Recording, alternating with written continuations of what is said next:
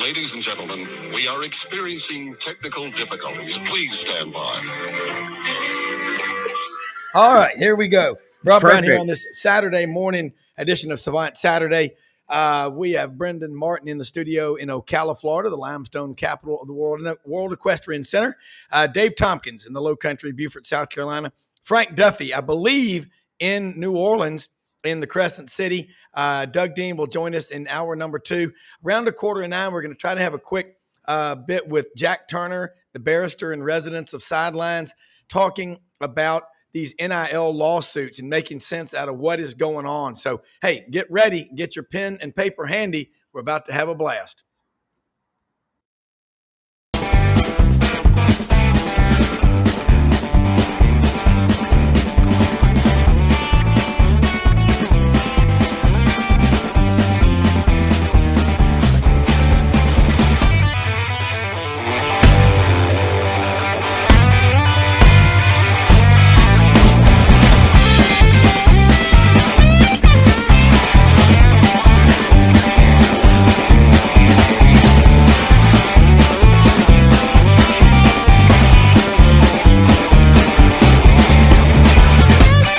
Sidelines with Rob Browne. Talk sporty to me.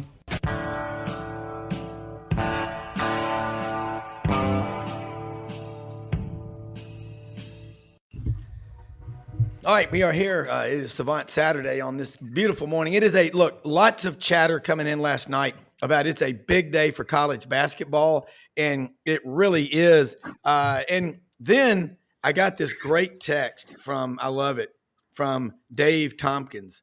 OMG about Dolly Parton. And I'll let you talk about that real quick, but in just a second. But I tell you, she has made not to say a comeback. She never went anywhere. She ain't but 76 years old, but she's stronger than 50 acres of fresh cut onions, and she's got an incredible voice. But I mean, Leonard Skinner. When you mention Leonard Skinner on this show, you get everybody really fired up. And lately, I've been seeing all these pictures. There was a 1974 concert Leonard Skinner played at Liberty Bowl Stadium in Memphis. And, oh, my God, it was unbelievable. In the 1976, when the Rolling Stones played there, they had to tear up all the grass and replant the field because of all the seeds of weed that had fallen in the grass. And it was growing up all over the field. Not that anything crazy went on there, but Dave, let's lead us in our. Let me just. I mean, I got tears in my eyes. So 30 minutes earlier, I listened to it, and it was absolutely religious. So it's Dolly Parton covering "Free Bird," and I mean, it's the full 11-minute version with all the great music that that follows the lyrics and stuff. And she was meant to sing this song. I mean, she was meant to sing this song. It was not meant to be sung by Ronnie Van Zant. It was meant to be sung by Dolly Parton. I mean, it is amazing. I mean, it is just. Let me just like I apologize for the hyperbole, but it is so good. And then there's the backstory. So it's I guess it was basically dropped and put out by Garden and Gun magazine. Yeah, the only magazine in the world that the boys love just as much as the girls. And it told a backstory about Gary Rosington, their slide guitar player for Leonard Skinner, and how they coaxed him to actually come out and do it. Now Gary's probably had 78 million cigarettes in his career, and he said, I'm in poor health. I can't do this. And they told him that Dolly was going to actually be the person singing. He goes, I feel a lot better now. I think I'll do it.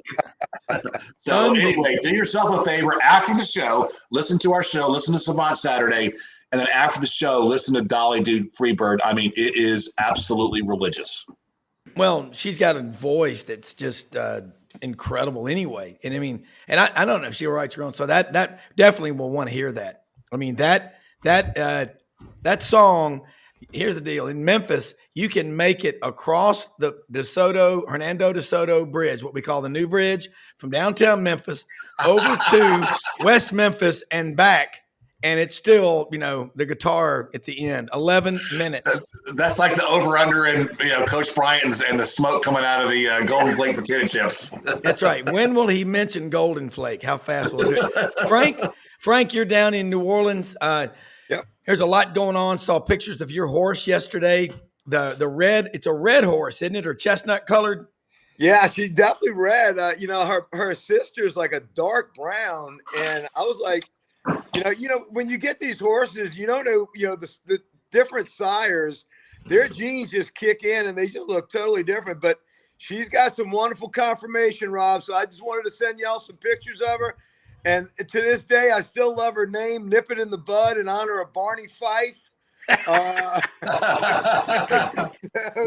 We're excited about having her run. She's getting ready to start doing her training. We are 8 weeks away from the Arkansas Derby.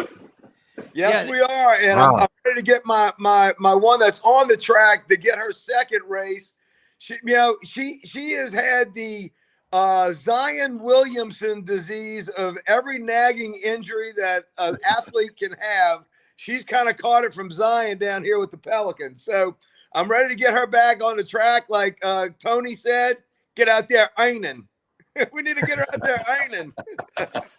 Well, the bottom line is that you look here in Memphis and in Arkansas, there is a big media blitz right now about Oaklawn.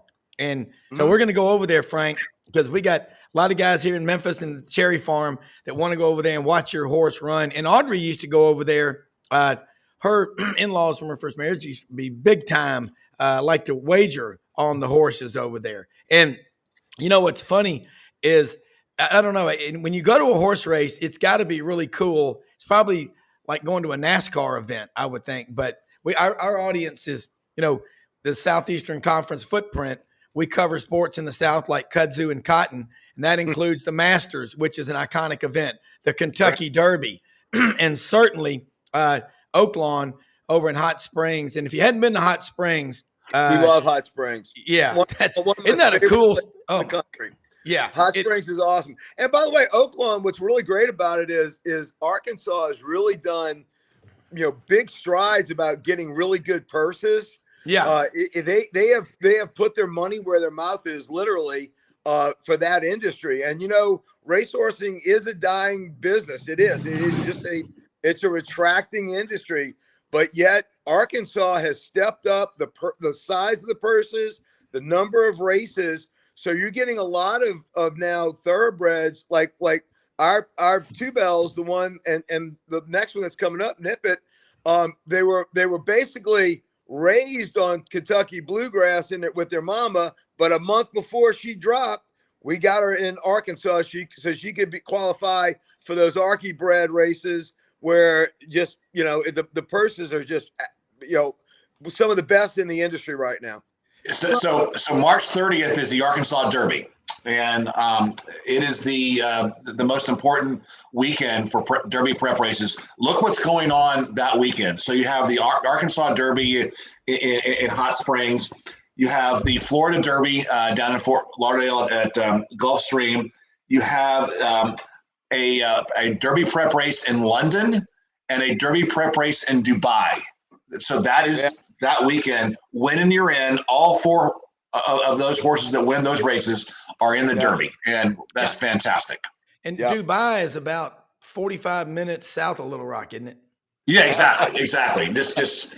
I mean, what's cool? How big horse racing is around the world. Yeah, that'll blow your mind. And of course, these are people over there that have so much money. But the horse racing, what's really neat, the College of Veterinary Medicine at Auburn has the deal where they hold, I think, 25 or 30% of the spots for Kentucky students, and they come from usually University of Kentucky and Murray State. But Kentucky doesn't have its own vet school. So they train down there at Auburn in equine studies and go back up in the bluegrass country. Yeah. And Dave, you know this, and Frank, you do. The Bourbon Trail, now correct me if I'm wrong, is valued at something like $50 billion, what that does to the economy of Kentucky and horse racing. Bourbon and horses. And they go hand in hand. Yeah. It's just hand in hand. Yep. Being on a race at the racetrack, and especially if you're an owner, I mean, there's just something special about going into the paddock when they're saddling your horse, and you're talking to your trainers. I mean, we've got two great ones, Tom Amos, which is going to have our Louisiana horses, Ron Moquette, who has our Arkansas horses, and to go in and speak with them as they're saddling. You've got the jockey there. There's this feeling of anticipation, excitement. It's palpable. And there's just something about walking back up, taking a nice draw on a good Woodford Reserve or a Bullet Bourbon, and then having that gate open and boom, you hear that bell. And look, everybody's got a shot. Dave will tell you, every 3-year-old has a shot. It is the most egalitarian sport that there is. It is a free market. It is an absolute free market. Yeah, it's a free market. All you got to do, be fast. There's only one variable. Nothing else matters. Nothing else counts. It doesn't get. Hey, you don't have to look like Peyton Manning getting off the friggin' bus. As long as you're fast, you can be small, large, good conformation, lousy conformation. And look, it has happened 4 times in the Derby. The girls sometimes jump up and beat the boys. In fact, I'm 2 miles from the fairgrounds right here in New Orleans. And one of the greatest horses, Risen Star, who won the Preakness and won the Belmont, got nipped in the Kentucky Derby by a filly. It cost him the Triple Crown. In fact, I know his owner, his owner, Ronnie Lamarck, is a big car dealer here. He's real good friends. In fact, he advertises on Scott Alexander's show, Primetime Sports with Scott Alexander, where I'm on a lot here in New Orleans. But, you've got these little fillies that all of a sudden jump up and win a Kentucky Derby every now and again. It just shows you it doesn't matter the sex or unlike us crazy humans. No, it just YouTube. I mean, YouTube Derby races, and just to spend 3 hours, YouTube. I mean, they're 2 minutes long, and you see a pattern that develops. Is that race does not really start until the 3rd turn. So it's a 1.25 mile race, but really it's the last half mile that matters. And horses like Street Sense in 2007 came from 19th position out of 20 at the 3rd turn to win. And once you make that 3rd turn, which is the far turn on the infield, and I hope we're all going to be in the infield here on the first Saturday in May doing sidelines. There you go. But at that 3rd turn, that's where the race really defines itself.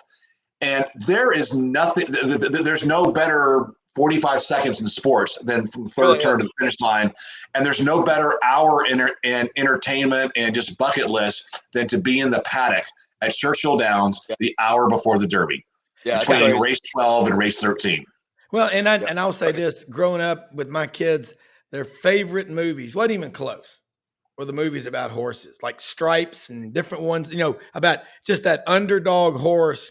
And that Coach Dye used to always say at the beginning of every season about who's going to win the SEC. And he would respond, well, sooner or later, the race goes to the one who thinks he can. It goes to the horse who thinks he can. Stonewall Jackson, it's inscribed on the barracks, on the walls at Virginia Military Institute, where my grandfather, my great-great-grandfather, and a lot of my family attended VMI. It says, you may be whatever you resolve yourself to be. And he was a professor of history and mathematics professor. But I love that. And it draws the parallels in college football. I mean, bourbon, horse racing. You go to a football game in the South, and I'm telling you, Brenden and I have been talking about this. We're going to do it. Documentaries. I want to hit all 16 SEC campuses and do something about tailgating on the different campuses because they're all different. LSU tailgating. Best food. Oh, God. And then when they go on the road, they're the ambassadors. Hey, we want to bring peace to the world. Send LSU, about 1,000 LSU tailgaters over in the Middle East and let them start cooking for everybody.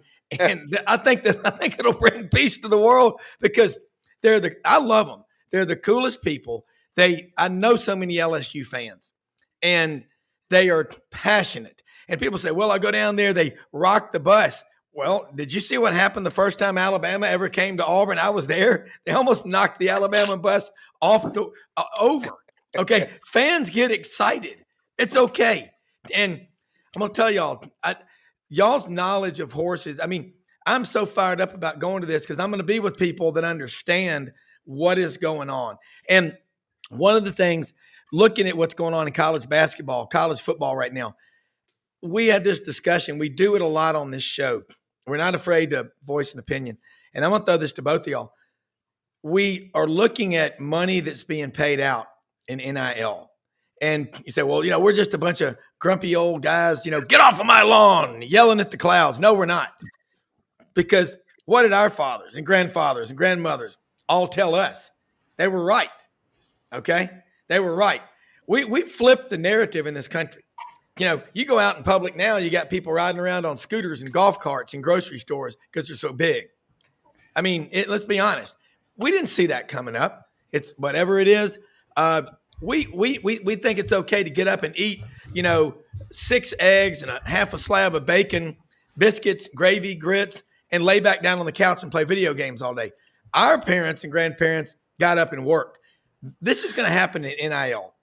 Wait a minute. Hold on. Fast forward it to modern times.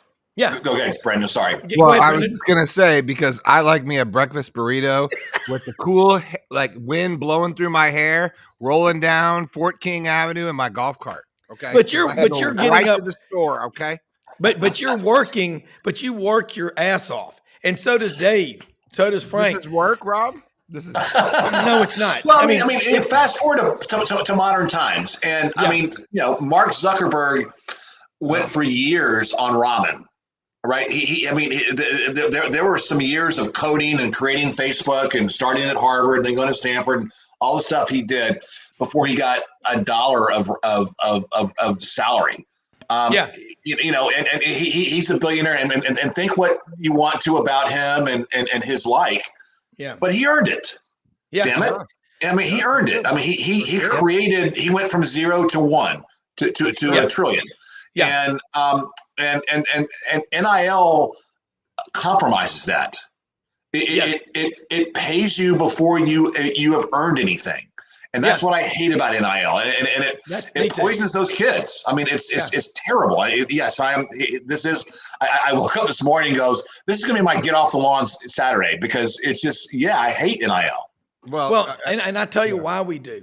It's because I know Brenden, and I've been talking to his dad on this show for the last 2.5 years. I talked to Brenden a lot now. He's our executive producer. He is as real as it gets. I know Frank. I know you, Dave. And Doug will be on here shortly. Jack Turner, my attorney, the barrister in residence of Sidelines. None of us were ever paid on future earnings, potential value, whatever. I mean, sometimes you can move firms and get paid up front for a 5-year deal. Yes, signing bonus. You got to stay 5 years. And if you leave 1 year in, you owe 80% of that money within 30 days. No negotiation. Okay. And Frank, when you've built up Duffy Realty, no one came to you and said, Frank, here's a pile of money because we like you and your wife. You and Rhonda are so nice. In fact, we think you're going to be so nice. Over the next 20 years, you're going to sell 45,000 houses in the Atlanta market. That's how it works, Frank, isn't it?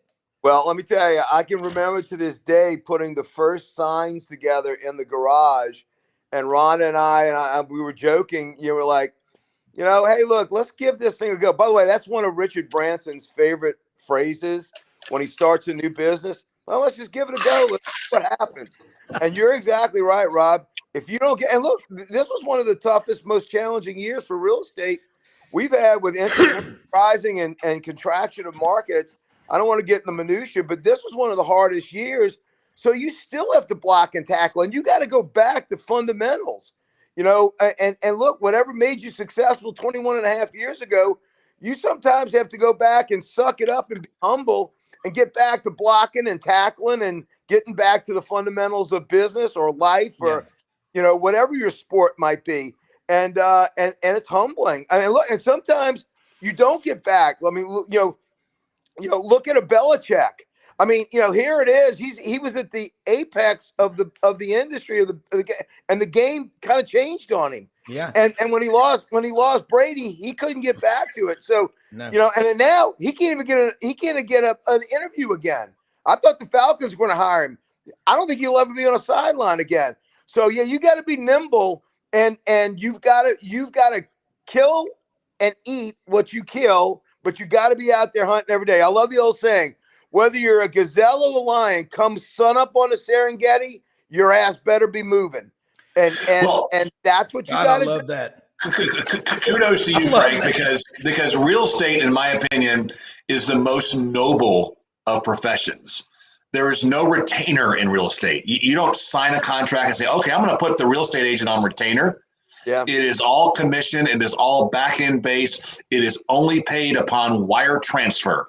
And you have to go through all the whole process of courting and selling and the inspections and all the BS that comes in the inspections, all the work that has to be done. A lot of times the real estate agent has to like front that money to conduct the inspection, all for the back end of the 3% or the 6% or whatever.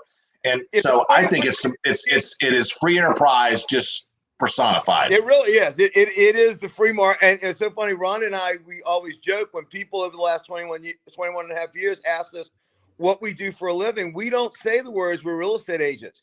We say we're professional gamblers, because that is exactly what we do all day, every day.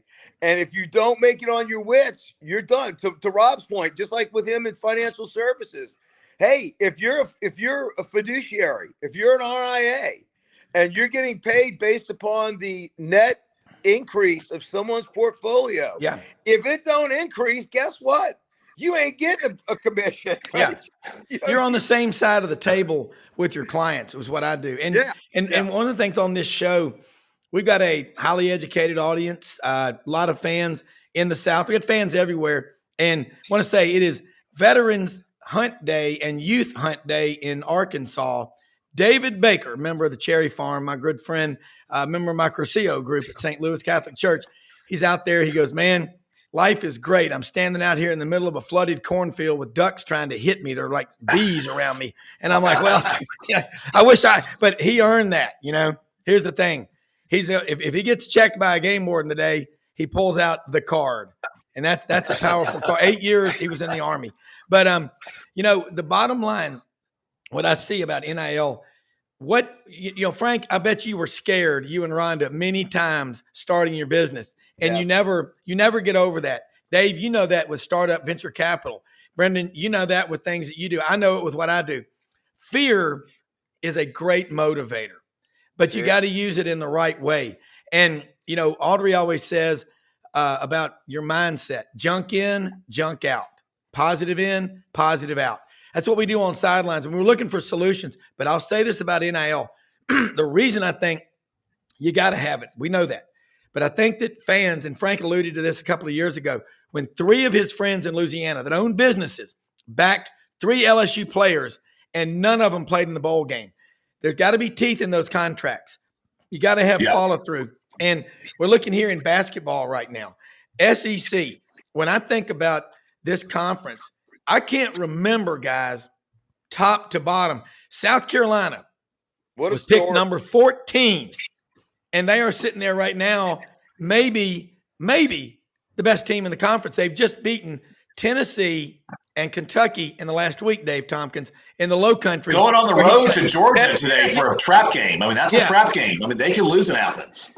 Yeah, and Mike White leaves Florida, goes to Georgia. Is he going to do what Kirby Smart did, take them from 9 and 10 wins a year, every year under Mark Richt, to where now they're going to get into the 20s, and that's going to be the new standard? Frank, I'll tell you what they've got. They've got an atmosphere now at home games in Georgia, which they've never had before. I went in there when LSU played 8 or 9 days ago. Yeah. 2 Wednesdays ago. I went in and sat there. In fact, I went and said hi to my good buddy Chuck Dowdle on the Georgia broadcast team. And of course, I went to John Brady and Chris Blair, the Tiger team. And sitting there, I was like, I've never witnessed Stegman like it was on that Wednesday night. And the place was rocking. So they're taking almost a Kirby sort of vibe like they did on that spring game. What was it, the 92K game? Yes. They're bringing it over into basketball. And, they've had a couple of hiccups lately, but I think it is going to be a tough game for South Carolina. But let me tell you, watching South Carolina go into Tennessee and beat the Vols. I think South Carolina is the story of the NCAA season so far. I mean, it's just and look, like John Brady, coach, and my good buddy Scott Alexander were over here drinking wine the other night. We were watching the Ole Miss Mississippi State game, literally on this couch where I'm sitting, and like Coach Brady said, he goes, "We all thought South Carolina was going to be the last place team in the conference." He goes, but with the transfer portal, it's a wild card. It's like Forrest Gump with a box of chocolates. You don't know what you're going to get. And he goes, man, what I'm seeing from South Carolina, he goes, they're the feel-good story of the year so far. And I agree with him. It's amazing. And what the SEC has that the national media does not yet give us credit for is we have really good basketball coaches in the SEC. And I mean, I looked at the slate of games today in the SEC, and I said, you know what? I'm wrong with what I've been saying. I always say, the Big 12 is the best, followed by the Big East. We'll see in March, but maybe the SEC is the best basketball conference this year. Maybe it might be. We debate this. I don't know. We debate it. We talk about, is it the Big 12, the Big East? I mean, I love college basketball. Growing up in Memphis, going to watch the Memphis Tigers play, and Big Jack Eaton, he would always say, "Great Caesar's ghost." And when Dana something Kirk. would happen in the game, and Dana Kirk and Keith Lee, and where is William Keith Bedford? Lee? William Bedford, Baskerville Holmes, James Bradley, Andre Turner. They built a following at the University of Memphis basketball. I mean, we slid on ice during the ice storm in '74, slid to the Mid-South Coliseum to watch that game. It was sold out. And we used to have tickets. We get to go to the games with our friends, the Berries, right in front of Jack Eaton. And Harold Grader, who's on our show a lot, who's executive VP of the AutoZone Liberty Bowl, would be there working when he was in high school for him. But growing up, college basketball is an intimate sport. And I think of LSU. Frank, it blows my mind. We've got you, Scott Rabelais, and he is incredible writer for The Advocate. I mean, what a class act. Jimmy, the Ott father, Ott, 104.5 ESPN in Baton Rouge, and Jacques Doucet. He said, Dale Browne would always say, why the S? Dale Browne's from North Dakota, I might add, where something spicy on the food is pepper or salt. Dale's great. Just saying that. And who had the biggest road win this week? The Florida Gators at Tennessee. Kentucky. At Kentucky. How how hard it is to get a win at Rupp Arena, Brenden? Yeah, I do. Well, I do. I've been to Rupp Arena. I've been a Gator. I've watched my team get their ass kicked by Kentucky at the buzzer so many times. Who hasn't? I mean, God Almighty, do I ever know? So yeah, I get it, but that was such a huge win, and I just because I like to throw this up there every time we talk about that. There you go. That was my intent right there. I wanted to see that. Yeah, there it is. Yeah, so I was after the Kentucky game. That's how big of a deal. That's how hard it is to win in Rupp Arena, right? And that could make the big. That could put Florida, in the tournament, versus being in the, it's like and or no. It's like this kind of a win, vaults you into potential, getting into the tournament, and it's those kind of things. That is last four in. That is Joe Lunardi. They're in the tournament. Yeah. So I think Florida's going to be our swing team between 9 or 10. I really do. I think if we can sneak Florida in, you could see 10 SEC teams in the dance. And let me tell you, we come out of this season as tough as up from top to bottom we are. I like our chances in the tournament. I really do. Me too. Me too. Play a lot of good basketball. Frank, talking about that, Matt McMahon at LSU. We have Coach John Brady on with us as well. Try to get him on Monday or Tuesday. Thank you so much for hooking us up with him. Love that guy. Coach is great. Franz Beard was on with him a couple of weeks ago. That was a trip. They're both from Macomb, Mississippi. They're both from Macomb, yeah. Franz watched John Brady play a 12-year-old baseball game when he was like he hit like a home run or something, and actually wrote about it in the Macomb paper, John. In the Macomb Daily, the Daily Fabarian. Yeah. Well, you know what is cool, Frank, is about these coaches and the salaries they make. And Brenden and Dave and Frank, we know we didn't start out making what we make now. Not that what we make now is anything, but I mean, I asked him, I said, Coach, let's be completely, transparent. What were you making when you first started coaching? He goes, I'm kind of embarrassed to say, he goes, I made $15,000 a year. Okay. and you remember when you just think about these people say, well, these coaches can leave when they want, they've earned it. They're 45, 50, 60 years old. Sure. We didn't talk to our parent. I still don't. To Bob and Shirley, 89 and 95. I still don't talk to them. I mean, or I'm not, my dad may backhand me. I'm worried about that. But that's why this NIL thing, the free market, I say this over and over. Back in March of 2000, the NASDAQ was over 5,000. We were like, this just doesn't make any sense. All of a sudden, it's at 1,100 real fast. Yep. You mentioned about Bill Belichick. And Dave, this starting companies. This guy was the hottest thing in pro football. Nick Saban, the hottest thing in college football. Now they're two old croats, as they said. They're both out. Dave Tompkins, tell me why a team wouldn't want to hire Bill Belichick. Oh, wow. Put me on the spot here, but thank you. It's you separate Bill Belichick from Tom Brady. And then go back to when Bill was at the Cleveland Browns and that amazing staff that he put together, including Nick Saban. But in more recently, you separate him from Tom Brady, and the resume is not that strong. And you also have the fact that he's 71 years old, et cetera. I think he really wants to coach again. I think he really wants to win again. I think he wants to get a team in the playoffs. I think he can. But every dog has its day, as they say, and I think his record post Brady is just kind of turned everyone away. Yeah, I mean, Nick Saban is having fun now. He's only 71, 72. Yeah. That guy could still be golf with rappers now down in South Florida. Yeah. I mean, 50 Cent is not a rapper anymore. Okay, he's a businessman. All right. Yeah. Okay. All right. Get it right. I mean, but you think about 50 Cent did not graduate and probably get an MBA from college. I don't think he ever mentioned that he did, but damn, that guy's smart. And he's the guy who will come and teach a class on entrepreneurialism. Frank, that's what you are. I mean, I can tell you, we spend a lot of time in Atlanta, and I wish I was in Atlanta to have you as a sponsor of the show, but I'm glad I got you as a part of it. You're not just a guest, you're a part of it, because Sidelines is a team effort. It ain't about me. Thank God we got Brenden now and Dave, but you're everywhere. And Chuck Oliver, I love that guy. And you talk about a great spokesman. And anytime he recently texted me and said, hey, I can come on to tomorrow or Friday. That was cool as hell. I love that guy. He's the most genuine, down-to-earth guy, and he's got an awesome show. And you said you couldn't find a better spokesman for your product. That means a hell of a lot. Yeah. I mean, the Chuck Oliver show is a fabulous show. He does a wonderful 2-hour one-man show.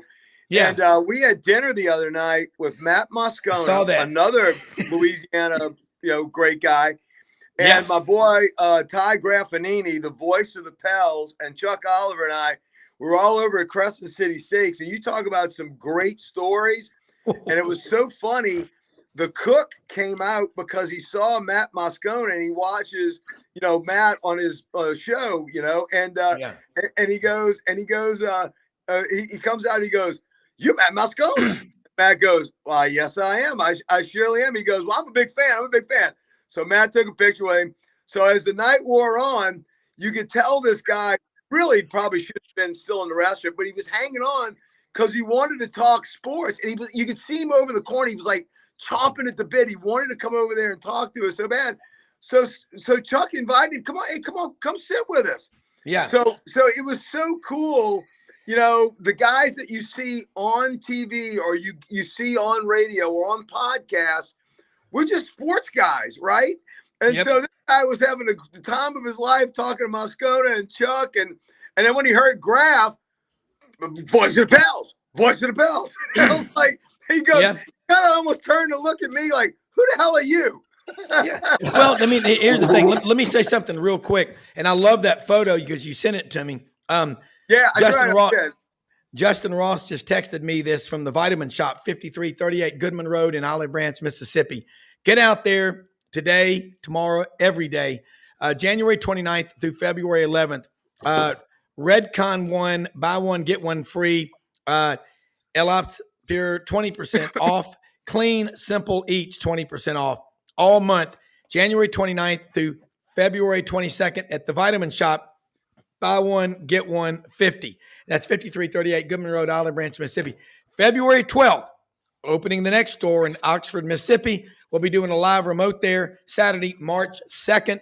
They're going to try to get Ole Miss quarterback Jackson Dart to come out there and join us, the Vitamin Shop, and also get out to Hewlett and Dunn Boot and Clothing Company on the historic square in Collierville, Tennessee.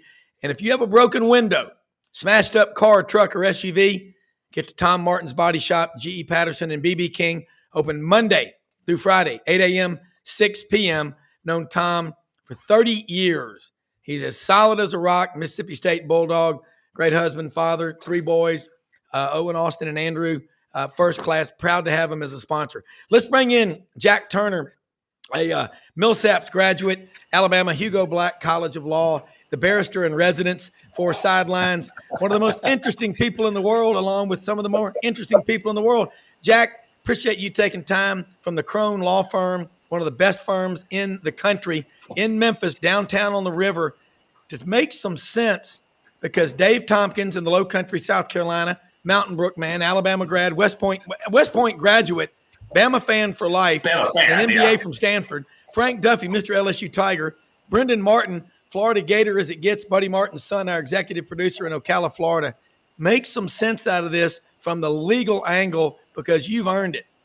Well, the state of Tennessee and the Commonwealth of Virginia filed a lawsuit against the NCAA this week. And right now, as far as I know, all we have is their complaint. The NCAA has not responded yet, but they have found the NCAA's Achilles heel, which is antitrust law.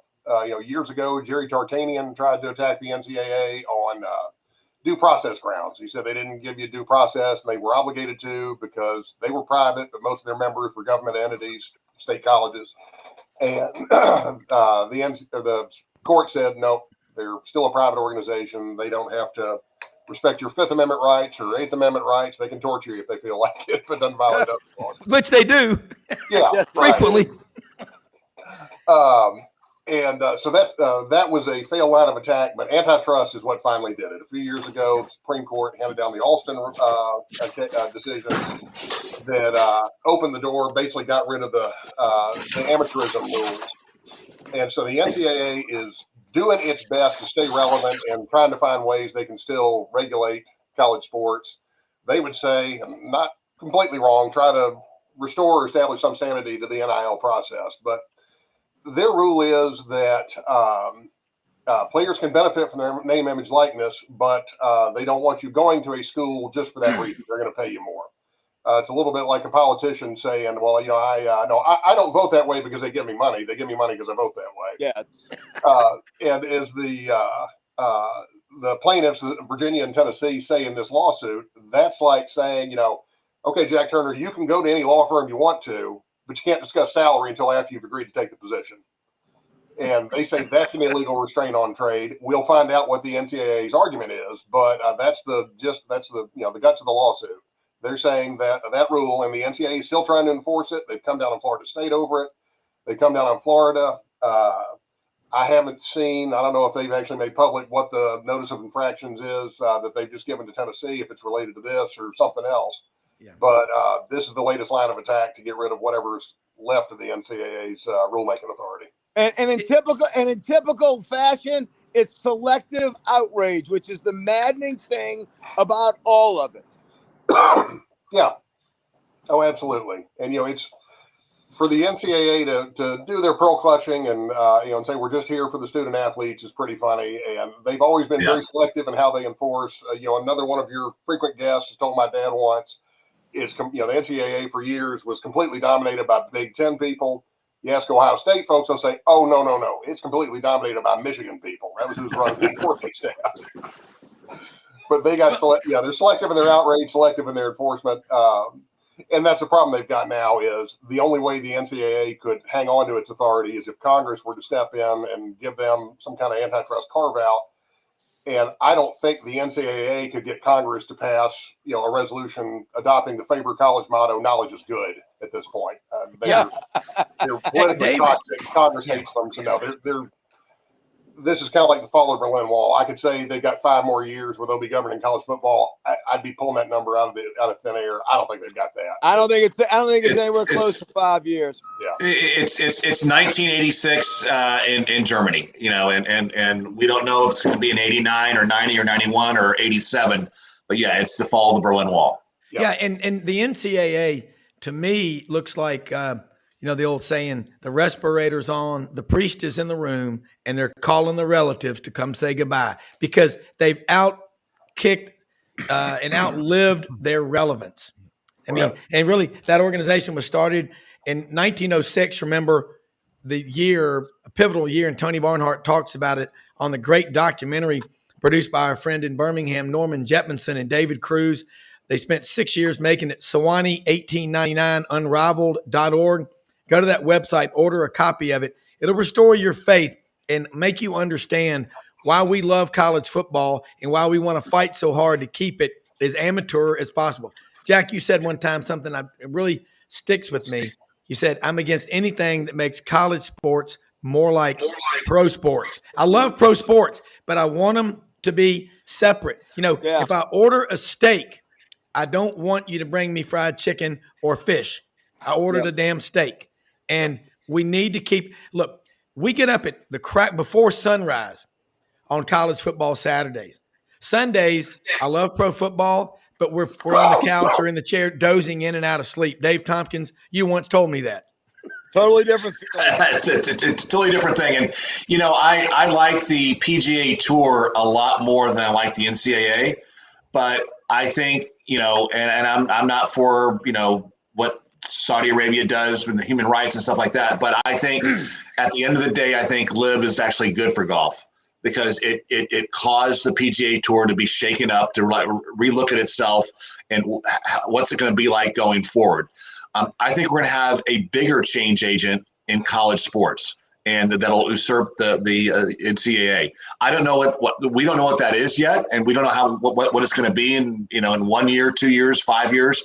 But something needs to change, and I don't know. I'm a huge golf fan, and I hated LIV when it came out, but I now actually kind of like it because I'm like, what, golf needed a change agent, and I think college sports needs a change agent. Well, we've flirted with congressional oversight, but nothing has come of it. So we've had that flirtation. But, and we've even talked about having a czar of college sports like a Nick Saban, have him step in and try and make heads or tails of it. It's the wild, wild west. And to your point, lawsuits are going to start flying back and forth because there's too much money. There's too deep of pockets for it not to do so. Yeah. All right, Jack Turner, let's ask you this. You talk about the NCAA, and again, I'm not getting out of my lane because you have a law degree from the Hugo Black College of Law in Tuscaloosa, a proud graduate. Alabama School of Law. It was for about 10 minutes. It was a Hugh Culverhouse III School of Law. But, I love that. That is true. All right. So Jack, you never went down on the strip and stayed out because you studied your ass off for 3 straight years. But no trips to Galettes. Hey, you got to love this guy and his family. His family is awesome. Mary, Elizabeth, John, they're as good as it gets. All Alabama people, but great people. And I'm going to tell you something, Jack. Explain to people, because I have a text right now going, your barrister, Sir Jack Turner, says antitrust law is a lot. The NCAA, I know this. They don't have subpoena power. Everything that they do is pretty much based on circumstantial evidence. In a common court of law, how would you get a conviction on a murder case without a body. It's very difficult. So kind of talk about the NCAA. Here's another one. Wesley Duncan down in Fort Lauderdale, Florida, watching down there. I'm sure it's 80 degrees and gorgeous down there. He says, then why don't you fight to keep it amateur? That's the one thing the NCAA could do, and I think people might rally behind them. You're not wrong. The problem is, like I said, the only way to do that would be for Congress to do it. There is one there's one sports-related antitrust exemption or exemption in the antitrust laws, and that's baseball. And the way that happened, I remember I had a professor at Alabama, Professor Norman Singer. He said that one of his professors at Harvard had clerked for one of the justices when baseball got its antitrust exemption. And he said this professor, when he was clerking, could overhear the justices in their chambers discussing it. And the question was, is it games or is it business? And at the time, back around the turn of the century, those two were considered mutually exclusive. And this professor said, he could hear one of the justices pounding the table, "Gee, kid, I've seen it in its games." And then later told his clerk, Justice Frankfurter made a very interesting point. But that's how baseball got that. It's never been gotten rid of. Congress has said if the Supreme Court wants to get rid of it, they can. The Supreme Court has said if Congress wants to change it, they can, but nobody will. They just want to kick the ball to the other side. The only way to keep it amateur at this point is for Congress to pass an exemption of the Sherman Antitrust Act that keeps it amateur, gives the NBA authority to do this. They can override state law on this. It's interstate commerce. But I do not see Congress doing it, because then you get accused of all these poor young men. You're trying to keep them, working for free, and that's unfair and unjust. So I don't think this genie ever is back in the bottle. They can't eliminate it, but they certainly can regulate it. And that's what needs to be done. Right. I mean, we're not going to be able to put the genie back in the bottle, but you can try and corral this wild, wild west. Mm-hmm. That it's all. I mean, look, it's as farcical as we used to have when we used to bring the briefcases full of cash to the Holiday Inn on the western side of the Mississippi to pay for Gary James to come to LSU from West. I mean, we've all heard the stories. Oh yeah. And so it's nonsensical. And so either we corral this thing, or guess what? You get what you get. You get what you deserve. Because that's where this thing's headed. Yeah. And look, I hate to keep singing the praises of my former coach, Nick Saban, but he was exactly right when he said, you guys are opening up Pandora's box, and you're not going to recognize it. And look, 3 years into this damn thing, look at the changes. There's things we're doing now we never thought would happen. It literally is pay for play right now. You can hire college football players, period. Yeah, and to hear these people say they can't get paid until they get to school. I mean, look, I was born in the afternoon, but not this afternoon. Not this afternoon. Yeah, and Dave, let me throw something at Dave. You're in the venture capital startups. You spent 17 years out in Palo Alto, got your MBA at Stanford, but you got your real education, in my opinion, growing up with a great mom and dad, knowing Bo Schembechler in Mountain Brook, but at West Point, the Black Knights of the Hudson. I mean, that's where you really probably learn more than anything, because that was pure amateurism. And where I see a shift going. That and sitting across a wall from about 50 divisions of Soviet tanks. Yeah, when you lived in Kaiserslautern over there. My senior year, missiles. My senior year, we went 8-3-1 in football. Our one, we tied Tennessee in Neyland Stadium and had the ball to win and should have won. Made a couple stupid play calls that would have gotten us, otherwise got us in field goal range. We'd have won that game, so we would have been whatever. We'd have been 9-3. Went to our first bowl game ever. Beat Michigan State in our bowl game. I knew every player on that team. Yeah. I went to class with them. I trained with them in the field and military. I saw what they did with their careers. None of them went to the NFL. They all went and, some of them served and became generals. Some did like I did and did 5 years and became got a law degree or an MBA or whatever. But I saw what they did with the rest of their lives. All of them, one or two exceptions, but all of them winners. And, they learned, and it was such an honor to be around them. I remember the week of the Tennessee game, and the team's about to go down to Knoxville, and they're like, Tennessee has no idea how good we are. They don't understand. We're going to surprise the shit out of them, and we might just beat them. And we were like, I don't know, 30-point underdogs or something like that. And that was the coolest year of my life, the coolest season of my life to be, living next door to these football players and experiencing greatness. And I mean, we were outmanned. I mean, on either side of the line of scrimmage, the teams were 30, 40 pounds bigger. But boy, we had a lot of grit, we had a lot of moxie, and we had a lot of confidence. And that all those, human values continued, extended on to the rest of, of their lives. And it was, what an honor that was. That's probably my happiest moment or season or whatever of my lifetime. Well, I'll say this, that exactly what you said. You spent, I didn't talk about this, but I was in Europe when you were over there. I didn't know you then, but you were in, I believe, Kaiserslautern, deploying cruise missiles. And I can remember the summer of 1986. I was still in college at Auburn, going all over Europe. And one time getting dropped off at 3:30 in the morning in Rome.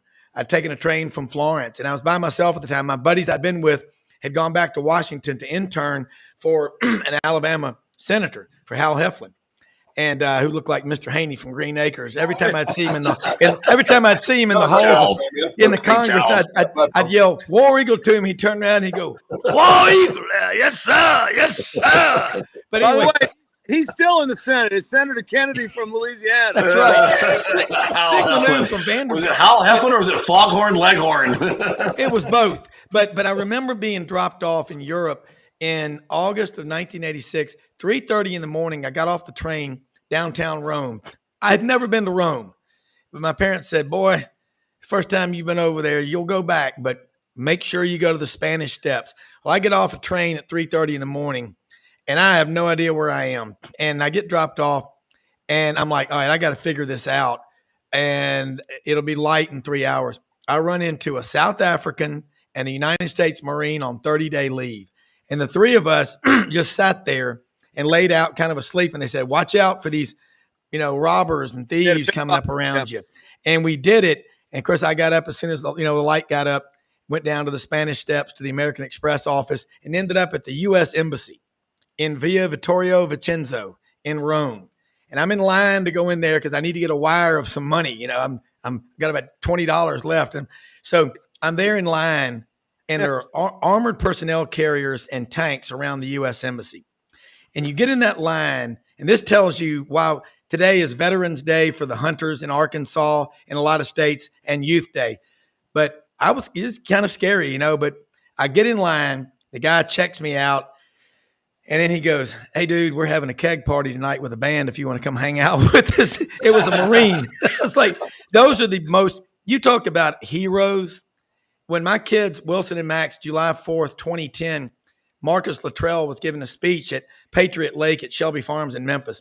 And afterwards, we went back in the room because being a TV reporter, I knew they had like a VIP room. I just went back in there, and here comes Marcus. It's just Marcus, Wilson, Max, and me. And I said, boys, he doesn't slam dunk a basketball. He doesn't throw or hit home runs, and he doesn't score touchdowns. But this guy right here is the first time you've met a real, genuine, authentic American hero who would lay it down for, his country if he had to. And you heard his story, shake his hand.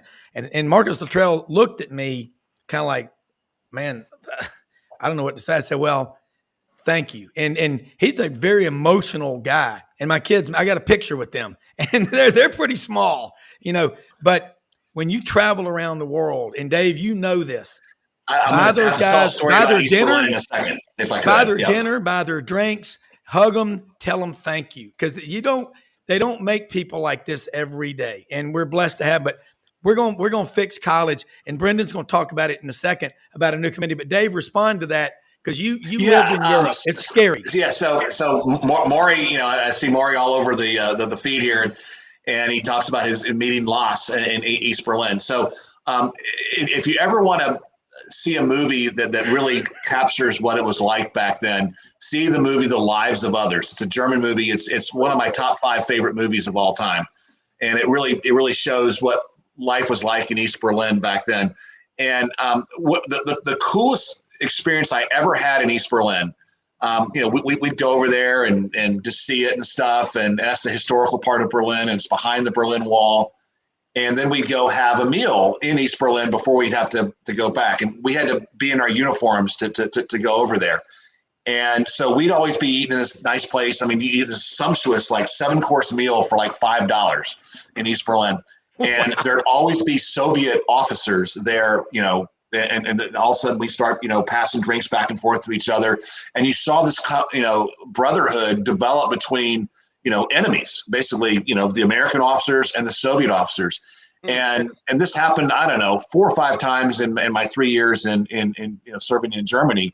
And every time I'll tear up talking about this, but every time the lead Soviet officer would come over to us and say, "Can you sneak us back on the other side of the wall? Can you free us?" Wow. And I'm like, man, we got this. I mean, I don't care about nuclear weapons and chemical weapons and Reagan and Gorbachev or whatever. I mean, we got this. I mean, we're going to win this war. Yeah, and that was just, at the most visceral level. Yeah, just can you get us over there? And they would point to the west, and that was, I don't know. That's when you knew their ideology was vacant. Yeah, every American needs to know that. I mean, every American needs to read the Constitution and then to know that right there. Absolutely. Way, totally. I have never heard anybody say it like that before, Dave. That's powerful. Frank? And there's no more pride in being an American than when you're overseas. Oh, yeah. That is when you are most prideful as being American, is when you're out of this country. Yeah. One more story, if I could. You got me. I'm on a roll here. So in my last years in San Francisco, I dated a woman from Russia, and she was actually on the Soviet gymnastics team. So she's a pretty famous, Russian lady, and she escaped.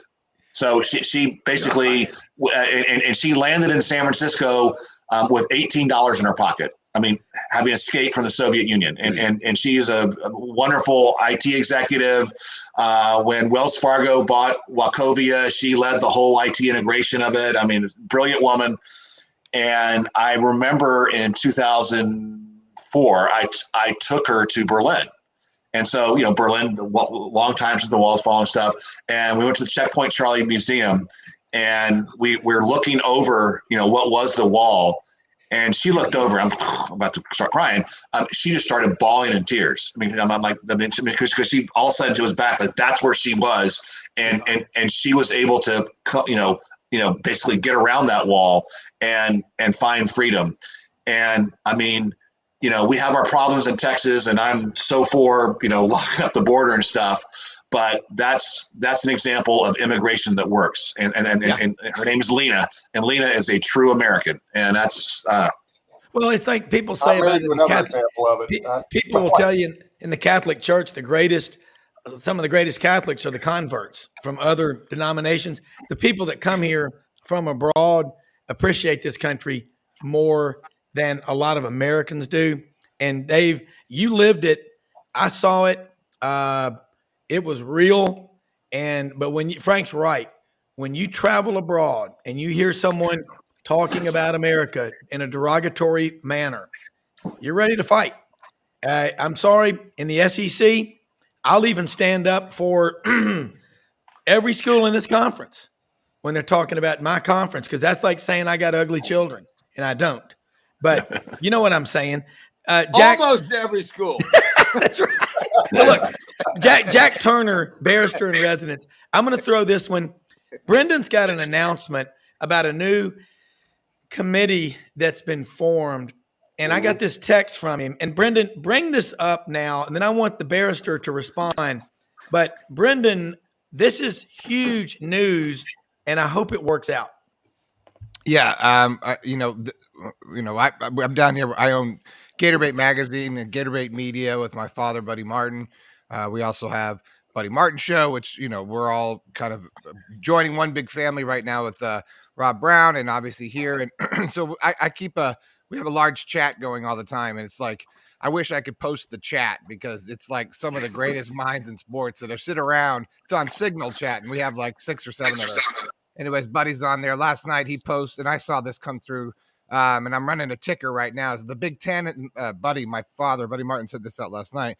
I had to copy and paste it, I'm sure. But the Big Ten and the SEC announced Friday the formation of a joint advisory group that will be made up of the university presidents and athletic directors. It will discuss recent court decisions, pending litigation, government proposals, and state laws. The goal, the league said, is to, quote, take leadership role in developing solutions for sustainable growth of college sports. So there you go. The Big Ten and the SEC, now 2 of the biggest, conferences in America, getting together to basically, say NCAA and form, super conference or whatever they're going to do. But now, I'd like to hear the reaction here to this panel to that announcement. Jack, take the lead on that one, Jack. And all I'm going to say is, my dad's always taught me, if you're going to raise hell and bitch and moan about something, you go before a committee. Don't go in there bitching and moaning and raising hell. Go in there with a solution. You better have a number of solutions. Absolutely. Now, I will say this, as a lot of folks on the West Coast can tell you, the Big Ten can be trusted exactly as far as its interests go and not 1 inch further. But they're alliance for the Pac-12. But that being said, they and the SEC definitely have an interest in trying to establish some kind of control over this. And I will also say what the NCAA cannot do, those 2 conferences probably can do. They are politically powerful in their footprint in their state. Yeah. And could probably convince Congress to adopt some kind of framework or allow the adoption of a framework. I think, like I said, it would just take not necessarily a detailed law from Congress saying what can and can't be done, but to create an exemption in the antitrust laws that would allow the NCAA or its successor. I don't think the NCAA is on its deathbed. It's just about to have its legs amputated, though. I mean, somebody will have to organize a women's volleyball tournament and all that, but their days of regulating college football are numbered. But the SEC and the Big Ten we seem to be heading towards a situation where those may be the last 2 conferences left. But they are the ones who are in a position to do this. So I think it's actually a good idea. Also, Dave, Goodbye Lenin, another one of my favorite movies.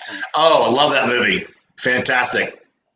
Well, Jack, tell them about your deal. You're married to a woman from Romania, and That's right. Beautiful, Lavinia Dumitrakia. Is that the correct way to say it? That is closer than any Americans ever come. Very good. Gorgeous woman. Dave, by the way, I don't know what they got in the water over there. Man, I mean, beautiful. Oh, my goodness. Eastern Europe is talent central. I mean, it is amazing.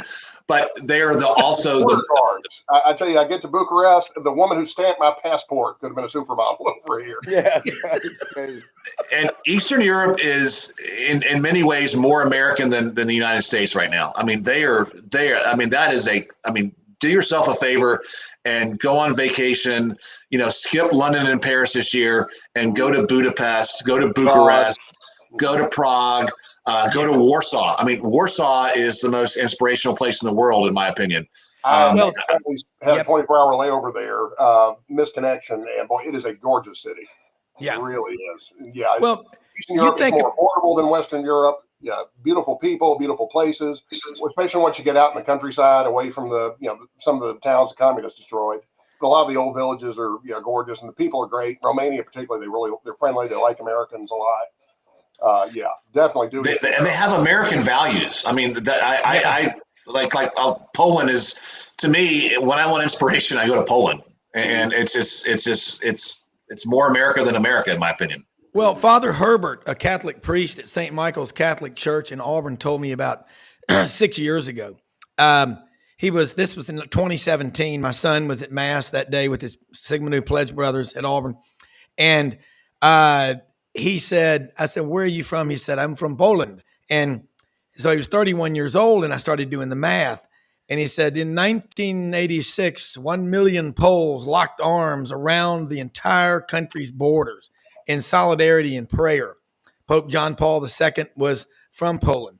And in prayer. And he goes, I was born 31 years later. I said, well, you are an inspirational man. I mean, because I tell you, true story about me, October 1962, my parents were on the way back from an AIA convention in Washington, D.C. And everyone was told in October of 62, get off the road, take cover. Sure. It's called the Cuban Missile Crisis. Missile Crisis, yep. 101st Airborne had been deployed in Clarksville, Tennessee, where my brother-in-law, Kurt Ham, lives, who's done 7 combat tours as a Marine and is the most humble, genuine, nice guy you will ever meet in your life. But he's a United States Marine. And, I mean, they were deployed ready to go. And so they took cover in Marysville, Tennessee. It was the weekend of the Tennessee-Alabama game. You couldn't get a hotel. And 9 months later, I was born. So I was inspired by the missile crisis. Maybe that's why I'm so wound up. But when you go to Warsaw, it was 89% rebelized during World War II. I mean, it was completely rebelized, and it's actually one of America's darkest. We turned our back on them, and in the Warsaw Uprising in 1944. But you go back there and you go to the old town of Warsaw. Oh, wow, these buildings are great. They've been around for centuries. No, they have not. They were all built post-1945, not by the Soviets, but by the private citizens of Poland with their own money, and their, $100 a year salaries that they were making. Just they restored the old town with their. I mean, you talk about sweat equity. And you go there and you learn that story and you're like, man, this is, if you're not fired up now and if you don't believe in American values and what America's promise is, you see it right there. So I'll get off my bandwagon. No, you're not. And I'll tell you something Joe Evangelisti told me one night at St. Louis. He said, the Catholic Church and people and organizations are most often at their best when they're being persecuted the most. And the most pro-American people, I agree with you, are the Poles. Yeah. We have 72,000 troops in Germany. We almost moved them to Poland, and they want us. They want Americans. But you're right. The people who have been without suffered the most. That's what this ties into sports. And I'll just say this. And Frank, everybody jump in whenever. This is round table, okay? But I will say this. That news about the Big Ten and the SEC, the great sports writers like Buddy Martin, who is still turning out great work, Franz Beard, Tony Barnhart, these guys aren't old, okay? You're old if you think you are. We better be getting after it, okay? Frank, you're as passionate as it gets, but you're about to be potentially one of the voices of Auburn baseball games when they need you, and you're as LSU as it gets. That's what we got to do. We got to remember, you can't be myopic and focus just on your school. It's bigger than that. We need college sports because it gets people together, but it teaches the lessons of life. If you pay people before they do the job, how many times did your dad say, can I get an advance on my allowance? The last time I did it, you didn't do any work. I ain't going to go there. Frank?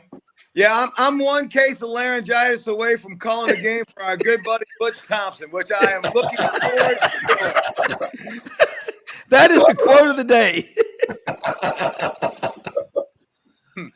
Man, I wanted to address the group because I think I found this interesting because I talk about this subject. I mean, I do this podcast with, Monday through Saturday, and then I'm on the Buddy Martin show most nights, which is on, 9 to 10 p.m. So, this topic with a myriad of guests with all sorts of really smart people, both inside NCAA, outside sports writers, everything else. And there was an interesting point that was brought up the other day. It was not interesting. It was talking to Tony Barnhart after he was on the show earlier, and then he was on Buddy's show. And he sort of reiterated the fact it's like, when we start really considering walking this back, right, and we're talking about the NIL, and we're talking about the athletes are being contacted now in high school. Okay. So now they're going to be, NIL is not going to reach down into high school. Okay. So that's a whole nother level. Like NCAA doesn't go to high school, but now the NIL, it's like not, quote unquote the NIL, but now they're able to, get money and get paid in high school. So these things start to change, and I know there's all sorts of different issues and everything else, but these kids are, it's going to start going, getting further and further and getting younger and younger. The slippery slope. And it's a slippery slope, because you're right. And so it sort of, it's not just college football now. Now we're talking about changing the entire sport from when you're a young kid, 8, 9 years old, strapping on your first helmet and get your first pair of cleats. By the way, my father did write an article about buying my first pair of cleats when I was 9 years old, and I couldn't find right field. And he said, and he wrote an article about in the newspaper the next day. It says, "Dad, where's right field? And can I wear my cleats tomorrow to school?" But those kind of things, it's like we immediately got what sports is about, what we learn as a child about being a teammate, about being a player, about earning your right, about going out there and hitting ground, taking ground ball and ground after ground ball, getting bruises on your knees, running wind sprints in the middle of the snow, vomiting because you wanted to get better to be the starting tight end, and it goes on and on. And my daughter's we do travel soccer. She's in premier travel soccer here in Ocala, Florida. She's 11 years old. I mean, God, they know more about soccer than I knew a lot of high school people did, because it's like, that feels like, what they do out there is like, they got uniforms for practice, for God's sakes. I didn't know about that. Wow. Yeah. Oh yeah. Yeah. Blue Wednesdays, gray Thursdays. They practice 3 days a week. And we got, we go on. Dad, write another check. Yeah. Oh yeah. No kidding. And we'll start tournaments here, soon. You guys will see me doing shows from the middle of soccer fields probably once or twice through the end of the year, because we'll be doing tournaments. But the whole point of it is that, that all goes away, if we start worrying about teaching our kids that this is just about the money. Sure. Yeah, it's just about the earning. It's just about, I want to get Frito-Lay on my freaking shirt and Nike shoes, and because I get paid, because they're seeing that shit every day on YouTube, every single day, where they're like, well, if I get enough videos, I get paid. Right. It's the mindset, and it's the mindset screwed up that we are doing this to kids, because college athletes are children. They're adults, but they're barely adults, and they're coming from a really coddled space, especially the good ones. And they're, what are we teaching them, and what are we building in America? What are we doing? Yeah, we're breaking because our leaders come from this spot. Most of our leaders come from this area. Well, what are we doing? What are we doing? And so I say, cherish today. I mean, like, look at today, noon today, St. John's, UConn, Madison Square Garden, Rick Pitino, Danny Hurley. I mean, it doesn't get any better than that.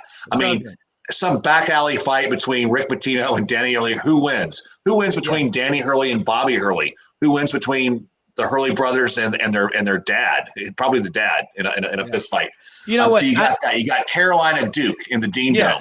You got all of these great SEC games today. You got Kansas, Houston, and Allen Fieldhouse. I mean, this is it's sort of that first little sneak preview of March. And so today is really special. And I just encourage all the kids and all the adults, let's why do we really love the sport that is college basketball? It's because of these games, and it's not because of the money. It's Brenden, great points, man. And 99.9% of the people that you're going to be watching play today will never see the light of the day in the NBA. They're doing it for the love of the game. I remember back in 2009 when Alabama beat Florida in the NCAA or the SEC championship. A Tennessee fan I knew sent out a email. He was making fun of Tim Tebow for crying on the sidelines, and I said, "Tony, you have got it completely wrong. That is what makes this game great. Exactly. If you watch an NFL game, you see, looking at the sidelines, you have no idea who's winning, who's losing. They're there to get paid. It's a job, and they just don't care that much. Yeah. But Tim Tebow loved Florida. And he put his heart into that game, and so many of those players were the same way. Yeah, sure, some were getting paid, but those are the kids who grew up, with the Emmitt Smith poster on their wall, the Bear Bryant picture on their wall, wanted to play for their school, poured their guts into it, and that's what made the game so special. And yeah, we're going to lose that with Well, I'll say this. During the Army Navy game, when the game's over, they do the alma maters and watch the losing, the losing team sings first. Correct. And watch the losing team sing their alma mater. Every player is crying. Every single player is crying.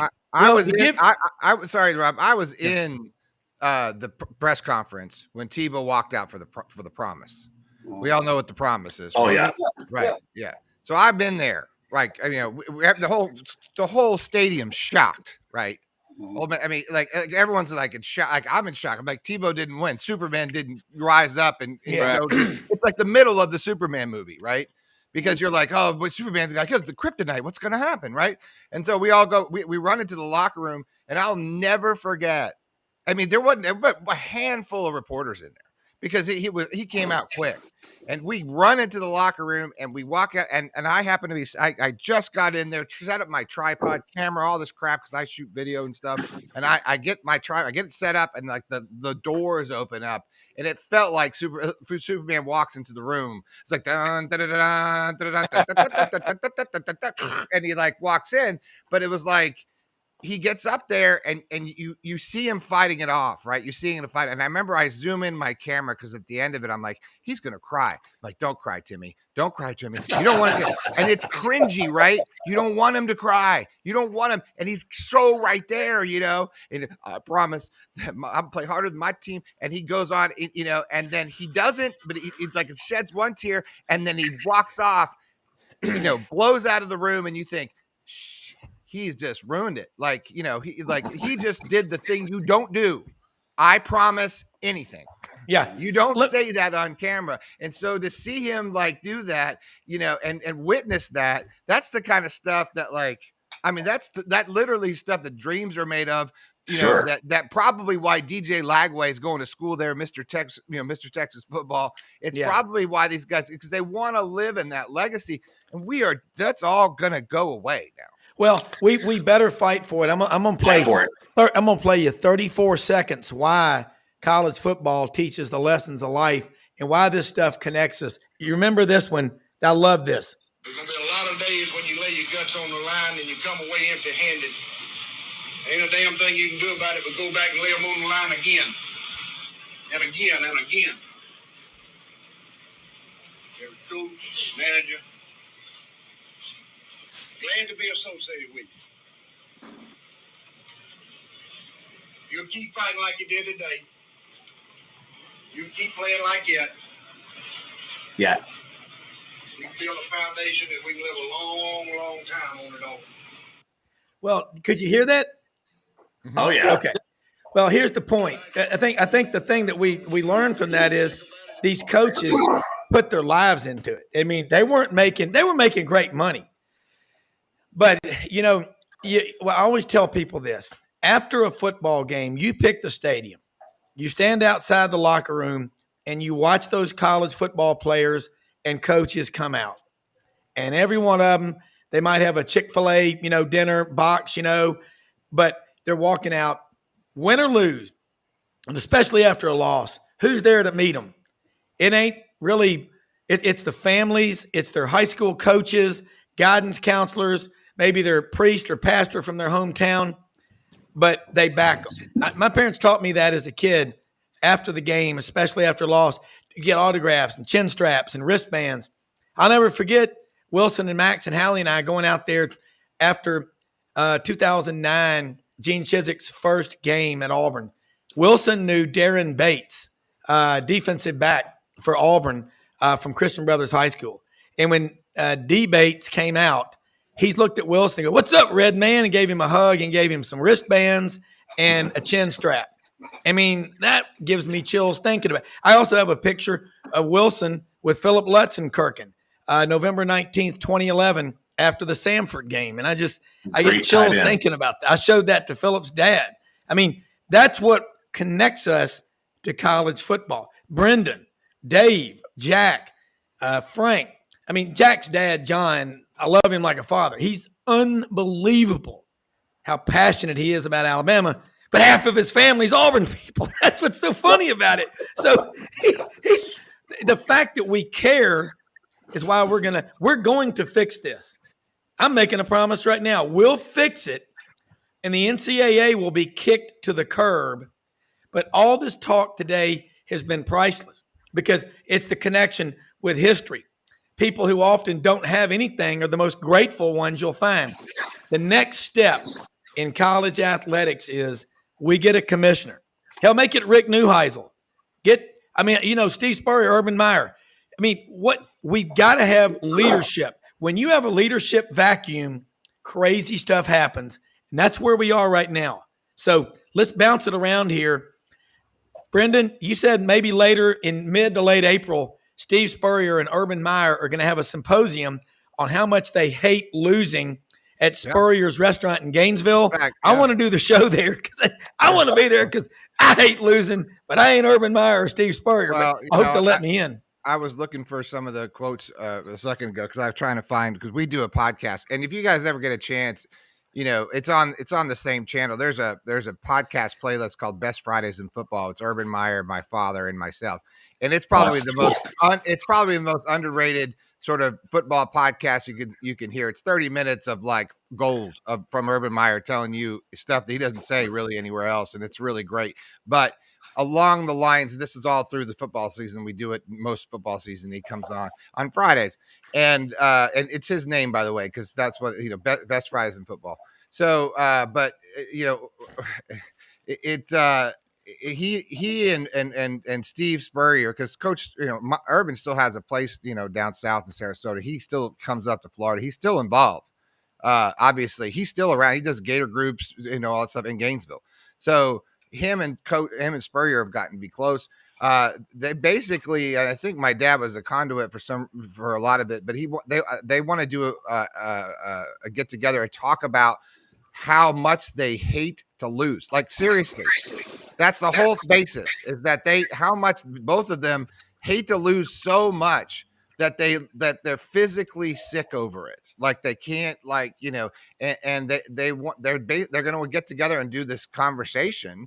And they're not out in Billy Napier or trying to come out against anybody, but they want to do a talk at Spurrier's restaurant here. He's got a great restaurant called Spurrier's Gridiron Grill, and in Gainesville, great spot. And it's like a museum, all of Steve Spurrier's life. When you walk in, it's fantastic, and it's great food. But they're going to do it there. And they're going to have, and Buddy and I, hopefully, and we're trying to put it together. But that's what the whole thing's about, is just hating to lose at all.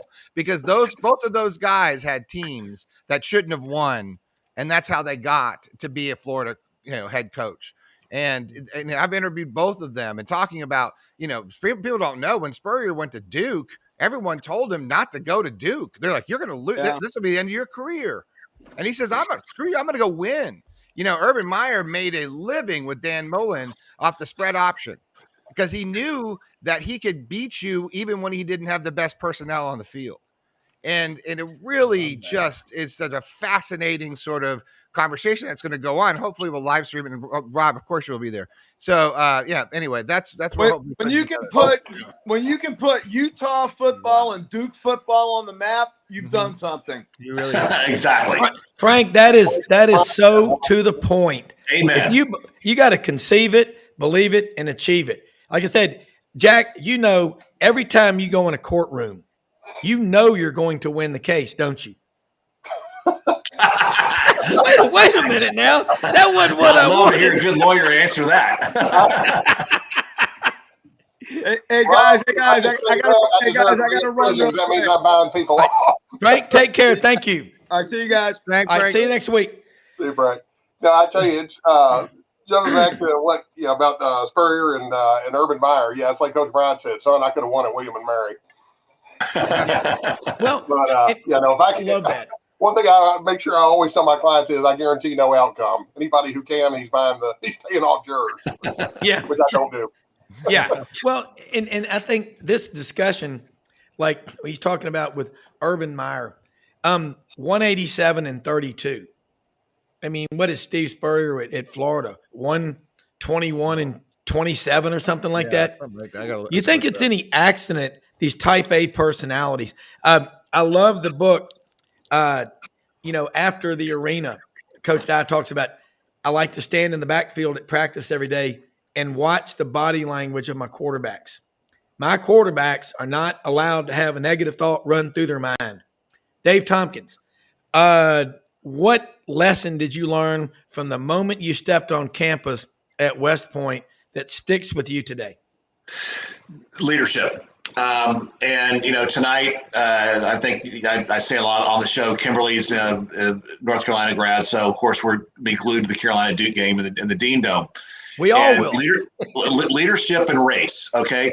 So Hubert Davis was not a race hire. He was a merit hire. He was hired because he played for Coach Smith, because he coached under Coach Williams, and he was the best man for the job.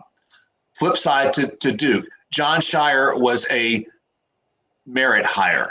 You could have picked Johnny Dawkins, he was the first prominent African-American player for Coach K. Both schools had a search committee of probably one. We know Duke's search committee was one. It was Coach K. At North Carolina, it was a small group. They were merit hires.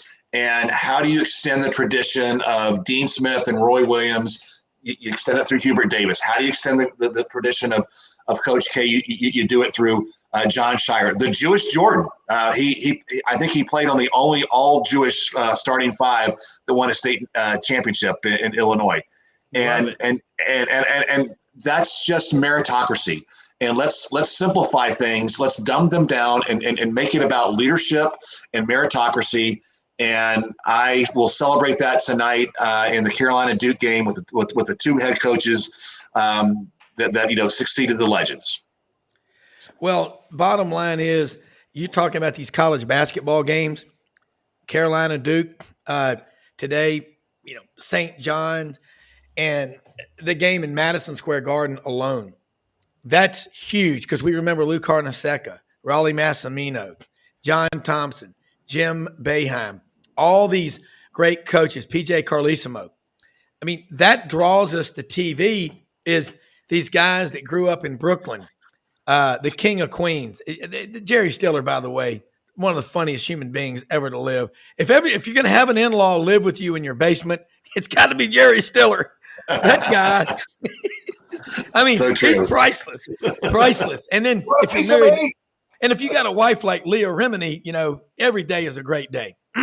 But anyway, Jack, and as the barrister, I love what Dave just said. It's the more you know about the history of what you care about, the harder you'll fight for it. That's why fraternities are so strong. History, traditions, heroes. You learn. I mean, all the lessons I learned in college, there were two great ones I learned. One of them, honestly, was at 715 West Magnolia. My pledge trainer, Phil Thompson. I love that guy. He's a great lawyer in Auburn. And he said, of our pledge class of about 50 guys, he said, I'm going to tell y'all something right now. All 50 of y'all depend on one person. And we were like, what? And he goes, if one of you screws up, we hold you back a week. That's how it was. You're only as strong as your weakest link. The other one was going to see Dr. Richardson, the head of the College of Liberal Arts and Communications, my dean, on the 8th floor before cell phones. I called my mother and I said, I'm going to take the elevator. I don't know why that came up. God looking out for me. And she goes, no, take the stairs. I go, why? It's 8 floors. She goes, you'll learn and remember what it took to get to the top. Not that I'm the top of anything, but you tell your kids that every day. Anything worth having is worth fighting for. And I'm going to tell you what, you've seen him on this show, Oakley McFerrin up in Nashville, one of our young kids. And he's working his tail off up there to go to Auburn next year. And that kid will remind you, these young 17, 18-year-olds, there are a lot of great ones out there that are passionate. Win or lose, they love their school and they know the roster. That's what we got to get back to where you can remember that documentary where Peyton Manning is going, I used to listen to my dad's old tapes of the games, Manning at left guard, Jack Turner from Columbus, Mississippi. At right guard, Dave Tompkins from Macomb, Mississippi. And blah, blah. You learned that. And that's why it's Savant Saturday. We are, my people go, how do you remember that stuff? It's because I studied it. And my whole room as a kid, I still have we lost Terry Beasley this week. Number 88, God's receiver. I mean, he did that. Everybody did that when they caught the ball. And then you think Jack and Dave, y'all are Alabama guys. Friday before Pat Sullivan died, he died December 1st that morning, 2019. That Friday, guess who went and visited with him all afternoon? Johnny Musso. So you can talk about these rivalries all you want, but there's respect. And we learned it during the pandemic. You can hate all you want, which is not a virtue. It's not anything I believe in. I'll just love my school. I want to beat you. You win the rest of them. Just let me beat you whenever we play you. That's a convenient marriage. but that's what makes this a great game. Who was the first to help after the tornado in Tuscaloosa? The Auburn football team. And Dr. Waller May and Guy May, the May Veterinary Clinic in Tuscaloosa, as fine of people as you'll ever meet, the May family in your life. 95% of their clients are Alabama people. Okay? You're right. That's the state of Alabama. Okay? That's the people in our listening audience, the people in Florida. When there's a hurricane down there, you ain't going to get finer people in America and than the Florida Panhandle. I mean, sorry, the Cajun Navy. That's our listeners. That's what we call them. They are the salt of the earth. Everybody's got a right to hate. It's just a right I don't recommend exercising very often. But jumping back a little bit, Rob, it is so important to know your own history. I was a history major in college. It's what I love. If I were independently wealthy, I'd be teaching it somewhere instead of stressing myself out practicing law. But yesterday I was on Facebook and saw in a couple of different forums people discussing changing the name of Bryant-Denny Stadium. And you had a few people saying, well, it just ought to be Bryant-Sabin Stadium. I don't know who George Denny is. I actually didn't say George. I don't know who Denny is. Drop that. Well, so I gave him a history lesson. I said, if you enjoy watching Alabama football, you have George Hutchinson Denny to thank for it. He was president of the university. And back in the 1920s, he was the one who saw we were a poor state. We don't have a lot of money to spend on education. Football is a way to gain national attention. He hired Wallace Wade. 1925 Rose Bowl was the very first time that any Southern team had played there. Alabama became the first team out of the South to become a national power.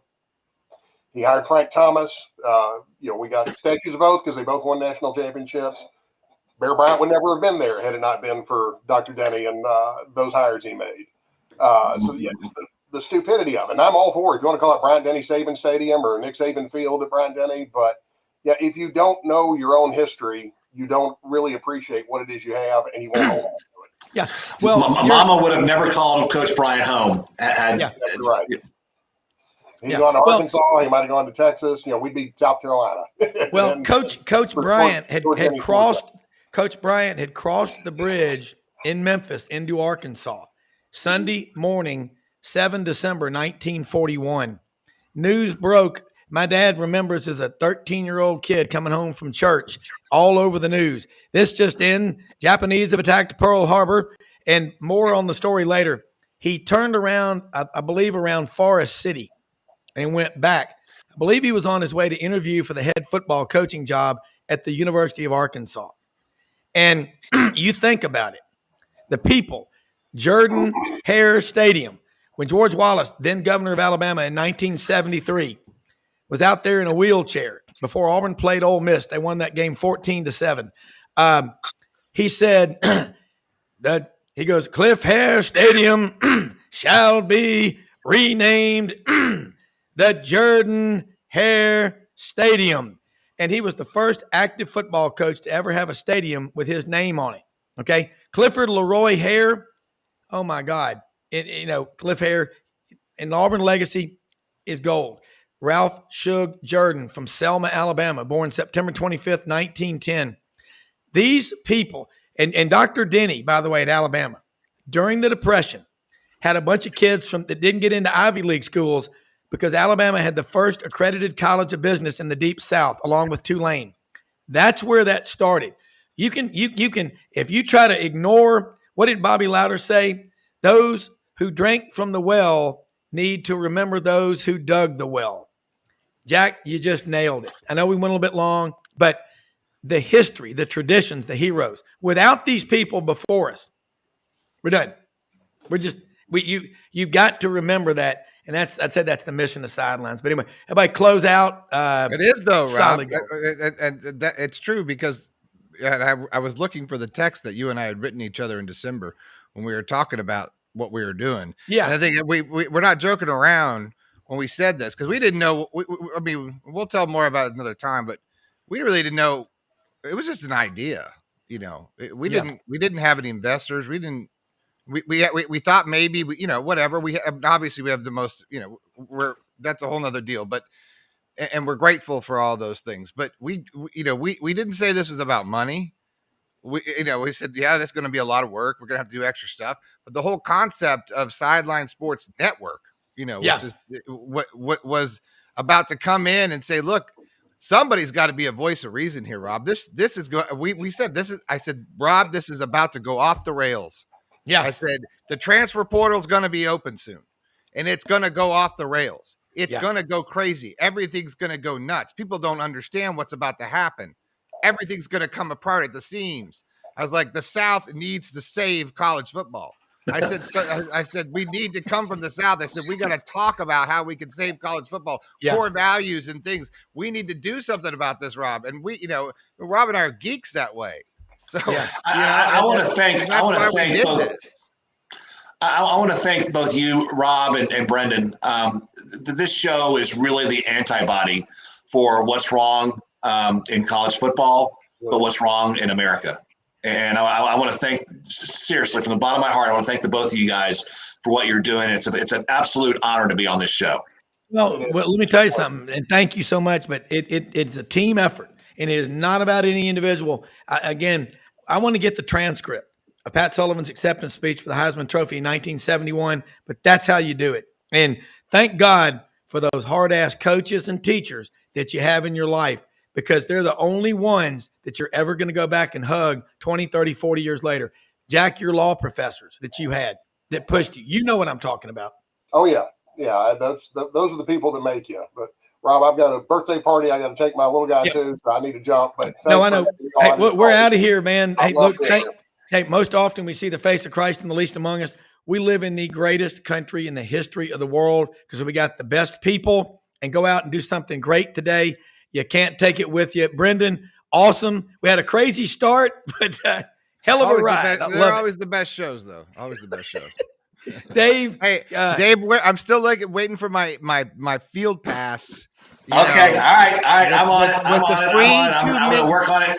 I'm actually going to send today's the last free broadcast. I'm sending it up to Churchill Downs and making my pitch. Oh, all right. Well, you just let me know if you want me to edit a little reel for you. We'll put something together. All right, cool. All right, buddy. Let's do it. Thank you so much. We'll see y'all Monday. Have a great weekend, everybody. Thanks for watching.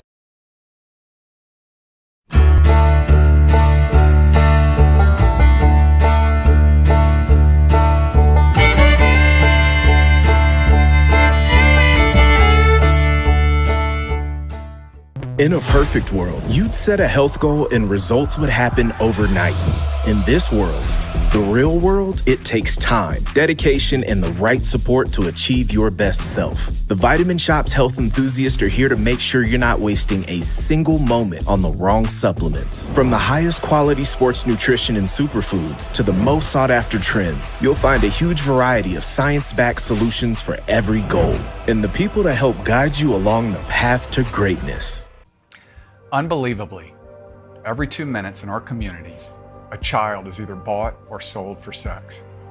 I am Ari Dickey, board member for the Nashville Anti-Human Trafficking Coalition. Join me and millions of others in our fight against human trafficking and for its victims by helping to educate the most vulnerable among us, our middle and high school students. Go to nhtcoalition.org, become a partner, and help keep our families safe, because none of God's children are for sale.